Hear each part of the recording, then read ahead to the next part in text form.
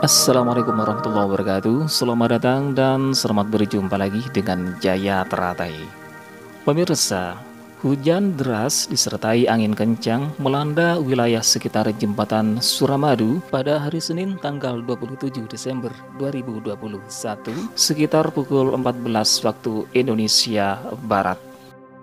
Akibatnya, banyak pengendara sepeda motor tak berani menyeberangi jembatan terpanjang di Indonesia itu, sementara kendaraan roda 4 melaju dengan pelan. Semua pengendara menyalakan lampu, saling mengingatkan agar waspada dan berhati-hati, sebab selain angin kencang, lebatnya hujan membuat jarak pandang pengemudi sangat pendek. Hujan deras disertai angin kencang itu terjadi hingga sekitar lampu merah Tangkel, Kabupaten Bangkalan. Ada puluhan pohon yang tumbang di Jalan Suramadu Tangkel, sehingga sempat menimbulkan kemacetan di jalur arah dari Surabaya.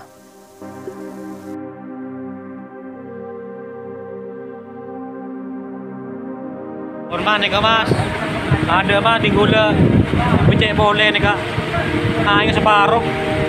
Kita akan nanggoy bos. Hah? Ayo, Jare, saya semen jabu andre, terples yang kapas, ada dari sekali semen. Ya taman kita, semen dia sekali mas, pocon mas. Madu, hampir 15 pohon tumbang. Ini masih 8 pohon lagi ke selatan, belum dievakuasi.